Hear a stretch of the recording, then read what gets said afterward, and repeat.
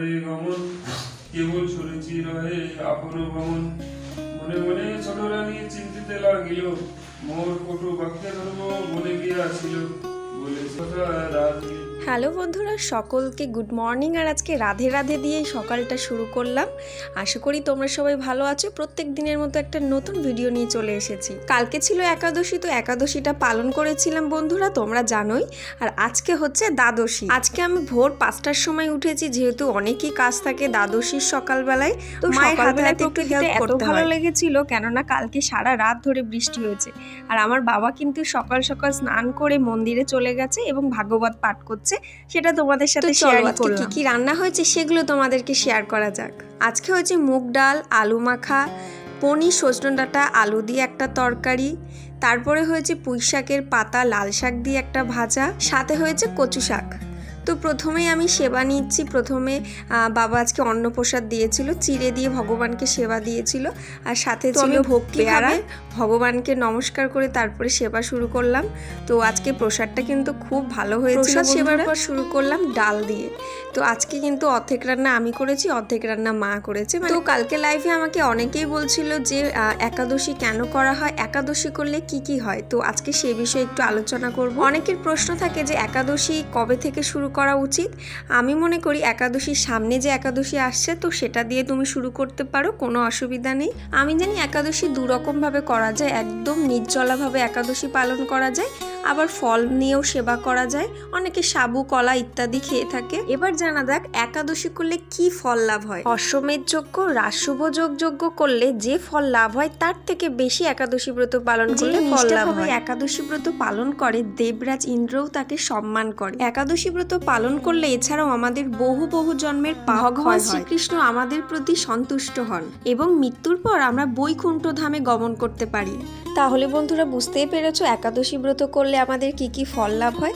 তো এখনো তোমরা যারা একাদশী ব্রত শুরু করোনি, আমি বলবো সবাই একাদশী ব্রত করো। দেখবি জীবন একদম শান্তিময় হবে, জীবনে কখনো চলার পথে কোনো বাধা আসবে না। তো বন্ধুরা একাদশীর আগের দিন যেরকম নিরামিষ খেতে হয়, দ্বাদশীর দিনও কিন্তু নিরামিষ খেতে হয়। তো বন্ধুরা আজকে কিন্তু ডালটা বেশ অসাধারণ হয়েছিল, আর আমি ওতে একটু আদা বাটা দিয়েছিলাম আর কাঁচা লঙ্কা।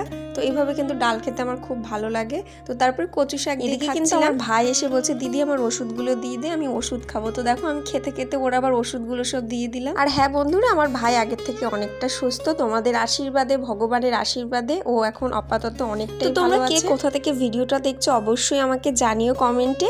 আর নতুনদের উদ্দেশ্যে বলছি তোমরা প্লিজ আমার চ্যানেলটিকে সাবস্ক্রাইব করে দিয়ে সবসময় আমাকে পাশে থাকো, আমাকে সবসময় সাপোর্ট করো। আর তোমাদের থেকে অলরেডি আমি অনেক সাপোর্ট, অনেক ভালোবাসা পাচ্ছি। বেশি বেশি করে ভিডিওতে কমেন্ট করে জানাও তোমাদের ভিডিও কেমন লাগছে। একটা কমেন্টে কিন্তু আমি অনেক মোটিভেট হই ভিডিও করার। তো প্লিজ সবাই বেশি বেশি করে কমেন্ট করো। যাই কথা বলতে বলতে কিন্তু সবগুলো ভাত প্রায় খাওয়া হয়েই যাচ্ছে আমার। তো শেষে আমি নিয়েছি পনির, সজনে ডাঁটা, আলু দিয়ে একটা তরকারি। তো এরকমভাবে কে কে খেয়েছো আমাকে জানিও। বন্ধুরা আমার বাবা শুধু যে একাদশীর দিনই ভাগবত পাঠ করে মোটেই না, আমার বাবা কিন্তু প্রতিদিন সকালবেলায় পুজোর ওখানে গিয়ে ভাগবত পাঠ করে। তোমরা যদি কেউ আমার বাবার ভাগবত পাঠ শুনতে চাও তাহলে আমাকে কমেন্টে জানিও, অবশ্যই আমি একদিন অনেক বড় একটা ভিডিও তোমাদের সাথে শেয়ার করব। আর এই বছরে কি বন্ধুরা বৃষ্টিটা যাবে না জানো না, আমি দিকে খাচ্ছি তাই কি জানালা দিয়ে কিন্তু বৃষ্টির ছিটে ফোঁটা ঘরে আসছে। রোদ্দুর কম উঠতে দেখছি আকাশে, আর যখনই উঠছে প্রচন্ড গরম দিচ্ছে। তো চলো বন্ধুরা আগের দিনের কিছু কমেন্ট পড়া যাক। দেবজানি দে 3445 লিখেছে তোমার ভিডিও, তো থ্যাংক ইউ দেবজানি দি। জুয়েলস স্টোরি লিখেছে হরে কৃষ্ণ কেমন আছেন, গাছের পাতা নড়ে ছড়ে, তোমার কথা মনে পড়ে, আর আপনাকে অনেক ভালোবাসা দিয়ে গেলাম। তো thank you so much. Arup rocks লিখেছে মিষ্টি তোমার হাসি, পাগল করা তুমি, কি বলি তোমাকে স্বপ্ন দেখা পড়ি তুমি। তো থ্যাংক ইউ অরূপ, আর সকলকে অসংখ্য ধন্যবাদ। তোমরা আমাকে এত সুন্দর সুন্দর কমেন্ট লিখেছো, আমি না পড়ে থাকতে পারলাম না। তো তোমরা যে বেশি বেশি করে ভালো ভালো কমেন্ট পড়বে, আমি ভিডিও শেষে অবশ্যই তাদের নাম নেওয়ার চেষ্টা করব। একাদশী প্রায় ছোটবেলা থেকেই দেখেছি, কেননা আমার ঠাকুমা ঠাকুরদাদা দুজনই একাদশী করতো।